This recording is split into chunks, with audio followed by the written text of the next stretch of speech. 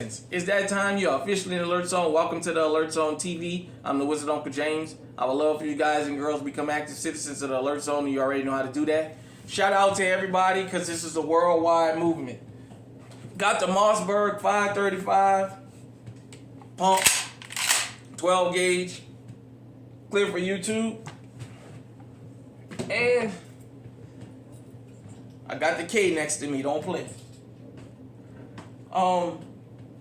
And I wanted to talk about my run tax.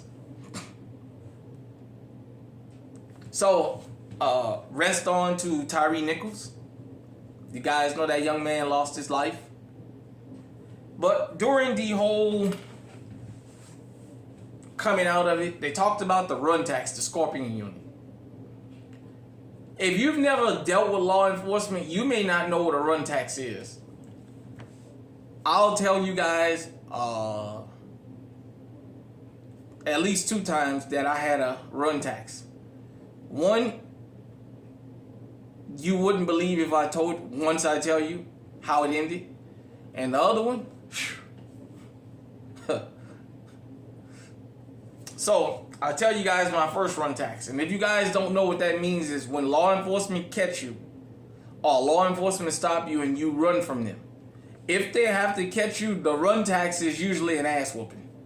And if that motherfucker is really deviant and really dangerous, you probably be dead. So I used to go to Booker T. Washington, and in 1993-94 school year, it was my freshman year in high school. For those of you who don't know, in New Orleans, Booker T. Washington sat at the back end of the Calliope Project. So where Booker T was, it was the Calliope, Louisiana Parkway, or they call it the Parkway, PNC, the Melf, people from the Magnolia, 3 and G, 3rd and Galvez, and people from all over, all in one school. So you guys already know that's not going to work. Nevertheless, Booker T, we used to cut, back in my 9th grade year, me and 2 of my friends, they used to call us the Cut Kings, because we knew all the places in the school to hide. Now, and mind you, half the school was fucking locked because it was condemned for rotten floors and bad ceilings. Yeah. You had the main building. Half of the main building was condemned. When you went outside, it was the annex building. And the annex building was where I did on the 3rd floor, because the first and second floor was the 7th and 8th graders. Because they put 7 and 8 in there because they didn't have a junior high around. And they didn't have a middle school up in that area. The closest middle school was Woodson. And, well, everybody know that was the Magnolia and the Melf. And nevertheless, so this one particular day, I decided I was going to leave school, me and my friends. And we went to Shakespeare Park. My New Orleans people know where all this stuff is at. We went to Shakespeare. And I was leaving Shakespeare to go across the street to the store, right there on 4th and LaSalle.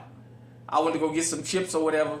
When I came out the park, there was some school kids in there from Woodson shooting basketball, and we were shooting with them under the thing. For those of you who saw the Back That Ass Up video, there's a scene where you see the guys like under this thing on the basketball court, under this shade shooting basketball. I was right there. That was happening in Shakespeare Park, across the street from the Magnolia Project.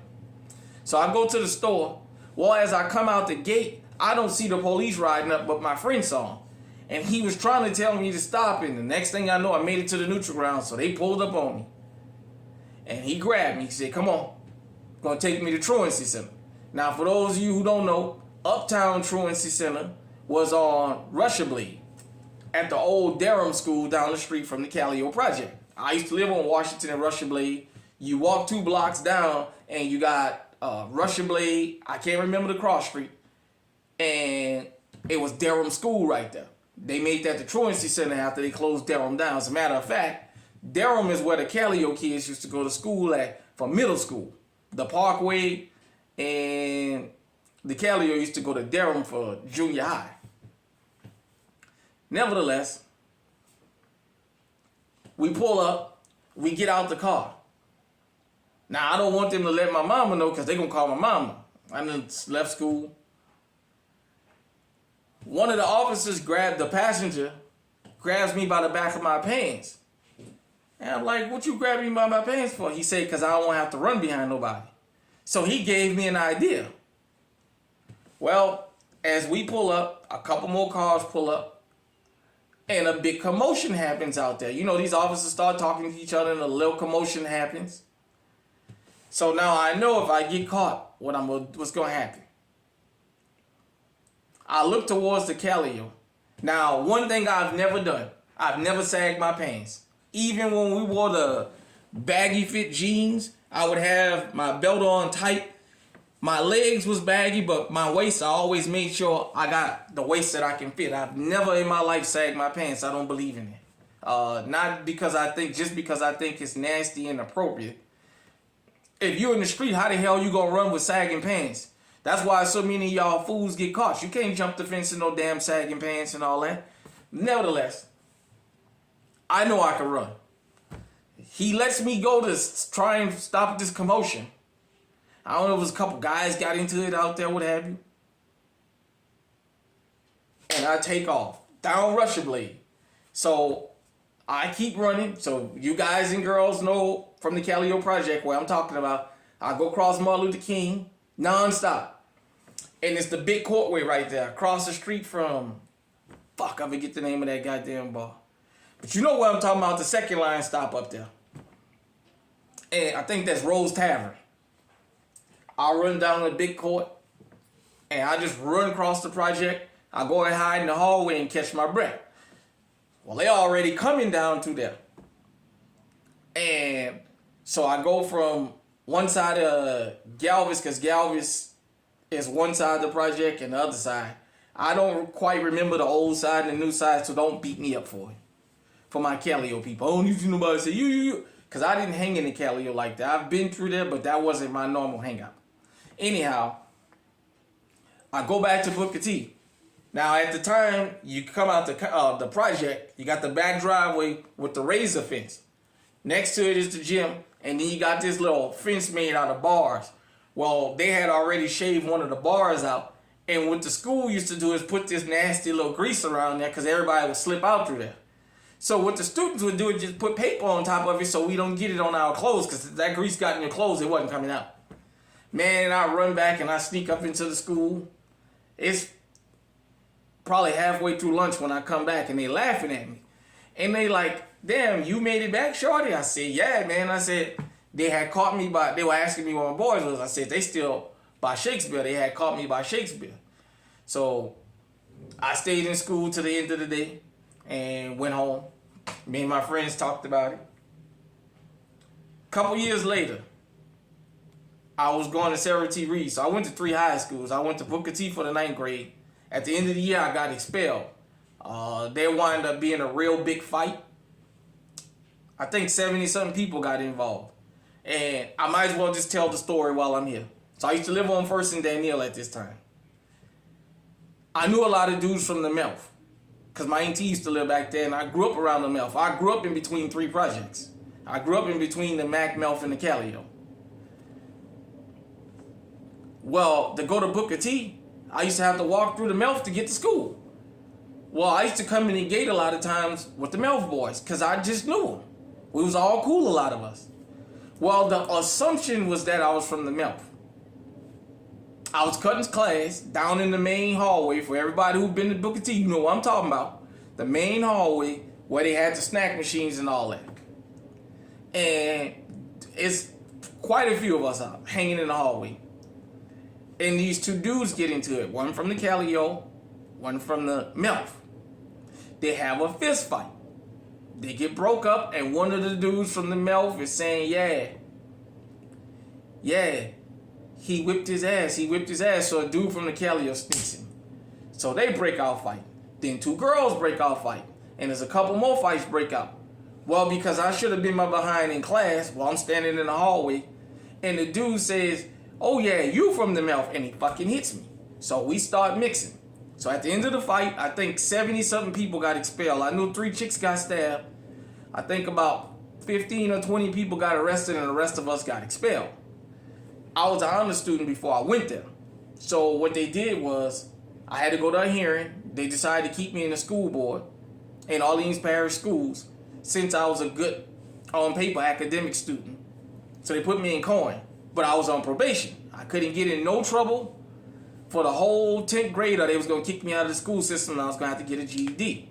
Well, I knew quite a few people from Cohen. I just didn't tell nobody I was on that probation, so I kept it low key. Then we moved in the East, and I wanted to stay at Cohen, but my mom told me I had to go to Reed. So I started going to Reed. So I graduated from Sarah Reed in 97. So 96, 95, 96 year, 11th grade. Hadn't been cutting class or whatever, just one particular day. I don't think much was going on. So me and two of my friends at the time decided to go ahead on and catch the bus. We was going to go on Canal Street. At the time, I'm 16. So if they stop you on Canal, if you're 17 or older, they're going to leave you alone. If you 16 or under and you get down there before 3 o'clock, you go into truancy. So we leave Reed, and where that Oak Island subdivision at, for the people who know what I'm talking about, we used to catch the Broad Oak Island. So when you cut school, if you wasn't a senior, you go get on the bus before it come in front of the school. That way they don't see you. Because Mr. Coleman and Mr. Jackson and them used to stand at the damn door with the camcorder and record people at a certain time, and then they would find out who you was and, you know, all that other craziness. So we get to the bus stop, me and two friends of mine, and one friend tells the other one, "Hey, bruh, don't run this time when you see the police." I said, "What you mean?" He said, "The last time we left early, he saw the police. They wasn't even bothering us, and he took off running. That made the police come behind us, and we all went to truancy." All right. So the Broad Oak Island comes down, I want to say that's Oak Island Street. It goes down by where Jazzland at and turn around and come back. Well, it's a little hill that it goes over, and it comes down. It's the bus stop right there with the little brick wall, let's say Oak Island, what have you. So we hanging right there by the wall, and we tell him, if the police come before the bus do, don't move. They'll probably figure we just got out early. No sooner than we say that, the police come over the hill. We didn't pay attention that he done jumped over the damn brick wall. So the cop rides by and he stops. He puts his car in reverse. I don't got early release. None of us got early release. We ain't supposed to be there. This fool done took off because he saw the police. So now we all gotta run. But it's the woods behind us. It's the swamp back there. And I had some Black Rockport shoes on at the time. So I take off running. Well, one of my other friends, I found out later, third dude, he took off running with us, but he turned around and got out of there. Well, the cop kept coming in behind us two. And I knew I could run, and I'm running through these bushes and what have you, and I'm looking back, and it looked like for every 5 steps I take, he take one giant step. I'm like, he gonna catch me. So I stop. I'm thinking my friend gonna keep going.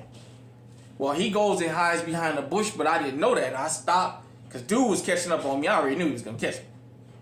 I put my hands up and he punches me in the face. Then he punches me in the stomach and he throws me on the ground. And he starts looking for my friend. So he kicks me in the side and he told me, "Motherfucker, don't you ever run from me again." And he kicks me again in the side. So he said, "Where the other one at?" And I said, "I don't know them dudes." I said, "Look, they ran and I ran." He said, "You're not going to tell me his name?" I said, "I don't know him." He said, "Okay." So I'm reading his citation. It says pistol expert. Once I seen that, I don't even remember this guy's name. He was a white cop. I'm going to fucking show you. He said, "Get up." I looked. He grabbed me by the back of the shirt and picked me up. He put his gun in my face. He told me, "Hug that tree." I looked at him, and he points the gun up against me like that. "Hug that tree." So I hugged the tree, and he handcuffs me. So now I'm like this, handcuffed. And he said, "I'm going to tell you what I'm going to do." He said, "Until your friend come out or you call him, I'm gonna kick your fucking ass. And he starts beating me. But he's smart. He doesn't hit me in the face after the initial punch in the face. He starts hitting me in my side. It was a little chilly out for us. So back in the days, I used to rock the short sleeve uniform shirts because we had to wear uniforms in New Orleans, which turned out to be an even bigger disaster, but that's a story for another time. And when it would get chilly to us, we would wear the thermal shirts, or we call them long draw shirts, under our uniform shirts. So I got on short sleeves, but you can see my thermal shirt out to here, right? And he hits me. Boom, he hits me in the side. And he starts hitting me again. He said, call him. I said, but I don't know his name. I know his name, but I'm not going to call him. And he sticks his gun in my mouth. He said, I'll blow your fucking brains out if you don't call him. I said, but I don't know him. So he slaps me in the face, right? This is a true story. And my friend moves, and we both hit a bush. And he points that gun. He said, come from back there, I'm going to shoot you. My friend come out like that, and he fucking hits him. Bam! Call the other one. He was like, but we don't know him. Call him. Bam! I mean, man, that dude beat the crap out of us back there. Right? So what he does is, so we don't run from him. He takes a handcuff and cuffs my left hand to his right hand. So we like this. So ain't no turning around so we can run. Because if he would have cuffed my left hand, no, he cuffed my left hand to his left hand. I'm sorry. So basically I'm like this. So if you look, we can stand left hand to left hand, but he's going to be facing that way, the way he's got us cuffed.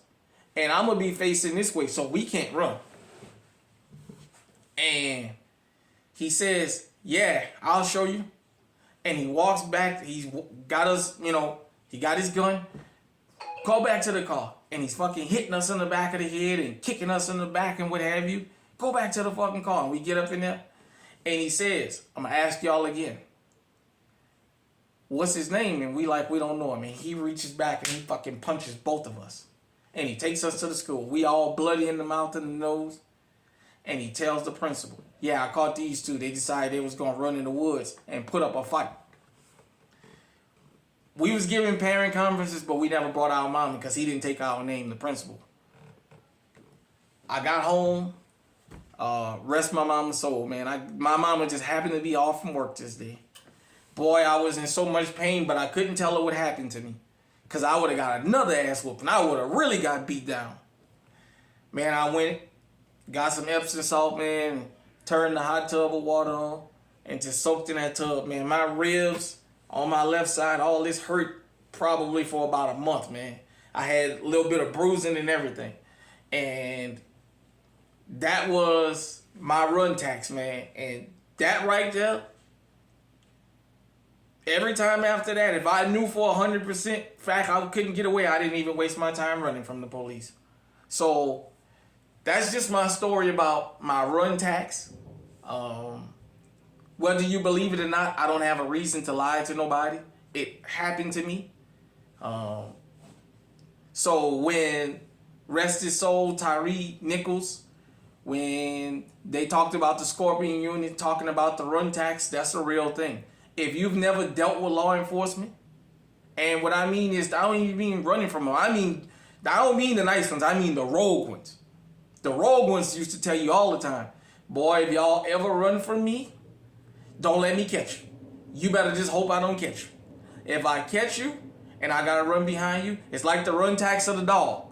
If they bring the dog out there to sniff your car, they're gonna search your car because they're gonna lie and say the dog hit on your car. Even if they don't find nothing, they'll say he hit anyway. If you run from them and they got to bring the dog to come and find you, I'm going to tell you right now, they're going to let the dog bite you. That's the tax of having to bring the dog and making the dog run. That's like the dog treat for catching, biting. They don't care if you handcuff. I've watched dudes try and come from under the house and they send the dog and the dog grabbed them by the face and dragged them out to where his blood's keeping there. I've seen it. So that run tax is real. So I'm just going to tell you, if you're doing something you ain't got no business, and you plan on running from law enforcement, If you can't get away, don't run. Just take your punishment like a man or a woman and deal with it. Because if they catch you, you can be having these stories like I got. Hit me in the comment section. Let me know what you think. Have you ever had to pay a run tax as a part of the street? Hit me in the comment section. Let me know what you think. Until next time, stay safe, stay armed, stay on high alert.